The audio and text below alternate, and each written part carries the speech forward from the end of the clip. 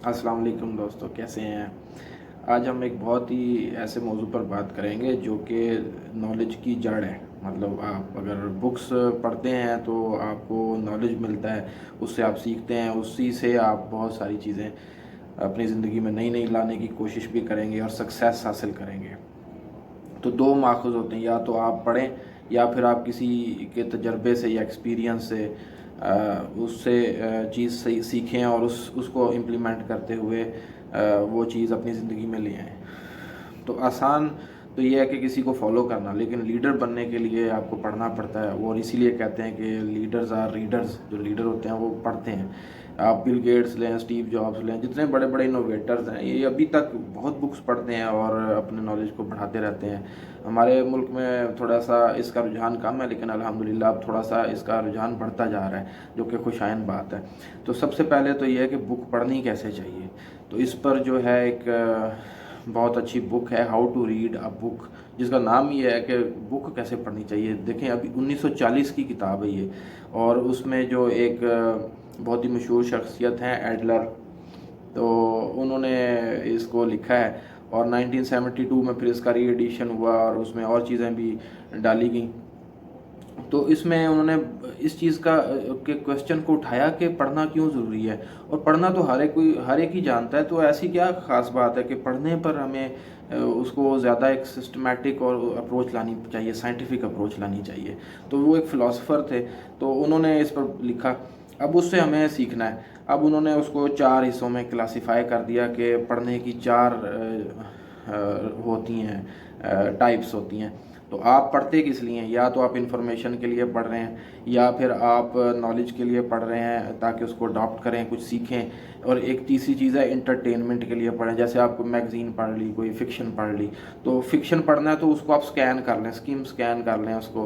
तो जो आजकल जो 4 इस्तिलाहात चल रही हैं, वो स्किमिंग है, स्कैनिंग है, और इंटेंसिव रीडिंग और एक्सटेंसिव रीडिंग चल रही हैं। ये थोड़ी सी हट गई हैं अब, जो एडलर ने अपनी बुक में लिखी थी। वो 4 जो इस्तिलाहात थी वो थी एलिमेंट्री की एक इस्तिलाह थी, जो कि हम अपने स्कूल कॉलेज में जैसे पढ़ते हैं, एक टेक्स्ट बुक को जैसे पढ़ते हैं ना, उसको एलिमेंट्री लेवल करते हैं। बस जितना पढ़ लिया बस ठीक है, उसको बहुत ज़्यादा गहराई में भी नहीं पढ़ना, उसको बस थोड़ा बहुत समझा और उसको एग्ज़ाम में दे दिया। दूसरा होता है इंस्पेक्शनल। उसने जो एडलर ने बताया कि इसको इंस्पेक्ट करने से निकला है, इंस्पेक्शनल।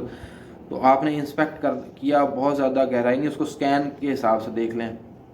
जैसे कोई मैगज़ीन होता है, आपने स्टोरी पढ़ी है, उसकी तेज़ी तेज़ी पढ़ा, आपके पास जैसे टाइम कम है, तो उसमें भी आप जैसे हम कई लोग एग्ज़ाम से पहले जिन्होंने नहीं पढ़ा होता सारा साल, वो थोड़ा सा उसको इंस्पेक्शनल करते हैं, स्कैन करते हैं। तो वो पहला चैप्टर का जो पहला पैरा होता है ना, वो सबसे इम्पोर्टेंट होता है। आप उसको पढ़ लें, हेडिंग्स देख लें कौन सी हैं, टेबल ऑफ कंटेंट्स देख लें, आपको एक जनरल आइडिया हो जाएगा। कोई कंक्लूजन दिया हुआ है, समरी दी हुई है, उसको आप पढ़ लें, तो आपको आइडिया हो जाएगा कि इस बुक का मेन पर्पस क्या है। जैसे पावर ऑफ नाउ जो बुक है, उसका मेन फोकस है कि आप लिविंग इन द प्रेजेंट। तो उसके लिए 200-300 सफ़े पढ़ने की ज़रूरत नहीं है। आपने उसी को एक उसमें बहुत ज़्यादा एग्जांपल्स हैं, यानी अगर आप कम एग्जांपल्स भी पढ़ लेंगे तो आपका गुजारा हो जाएगा। तीसरी चीज़ है एनालिटिकल या इंटेंसिव भी इसको कहते हैं। उसमें आपने तमाम बुक को, एक एक लाइन को डिटेल से पढ़ना है, यानी उसकी एक एक चीज़ को पढ़ना है और उसको समझना है। तो फिर आपने उस बुक को पढ़ना, और आप उससे कुछ हासिल करना चाहते हैं उसको ज़िंदगी में। जैसे how to invest in market या स्टॉक एक्सचेंज। अब उस पर एक बुक, आप अब आपने करना चाहते हैं ये काम, तो अब आपने उसको ऐसे स्कैन करके नहीं गुजरना, आपने एक एक लाइन उसकी पढ़नी है। और फिर आपने उससे कुछ नोट्स लिखने हैं, उसके साथ साथ उसके पैराई में लिख लें या अलग जर्नल बना लें, उसमें लिख लें। तो आप उसमें उसको फिर उसके जो नगेट्स होते हैं, गोल्डन नगेट्स, उनको आप हाईलाइट कर लें, जो आपको जब बाद में भी आप पढ़ें कुछ अरसे बाद, तो एक दफ़ा गो थ्रू करने से आपको पता चल जाए कि इस बुक में मेन मेन आइडियाज़ क्या थे, आपका माइंड रिकॉल कर लेगा।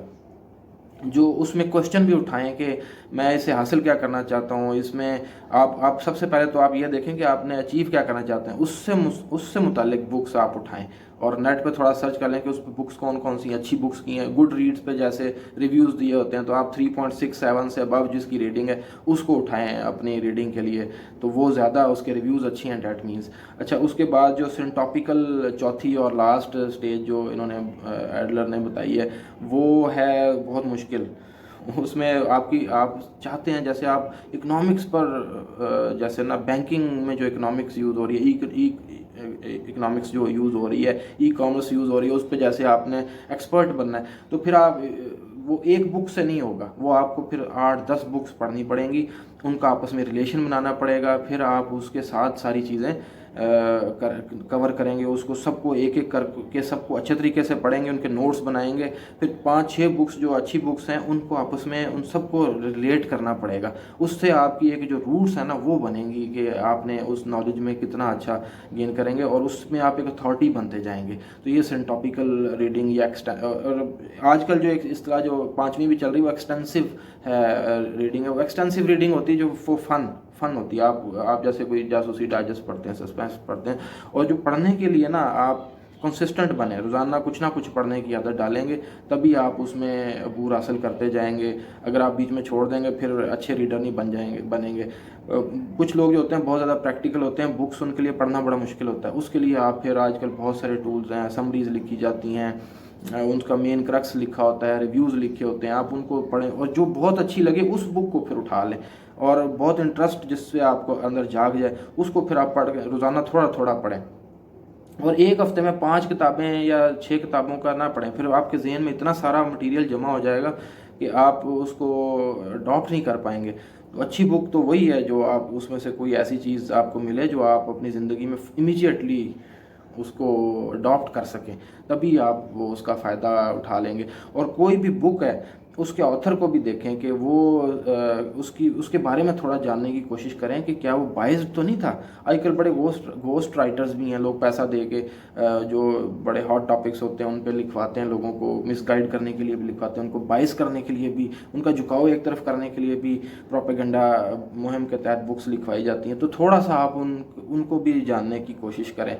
दूसरा ये समझें कि जो कॉन्टेक्स्ट है उसको वो कितना इम्पोर्टेंट है, और उस वक्त जो लिखी गई है, जिस हालात में बुक लिखी गई है, वो जैसे आप नाज़ी दौर था उस दौर की कोई बुक उठाएंगे जर्मनी की, तो आपको हो सकता है कि अवाम के लिए जो डिक्टेटरशिप है उसके हक में बुक लिखी गई हो, तो आप कहेंगे यार ये इसने क्या लिख दिया। उसके कॉन्टेक्स्ट को भी समझना बहुत ज़रूरी है कि ये किस कॉन्टेक्स्ट में बुक लिखी जा रही है।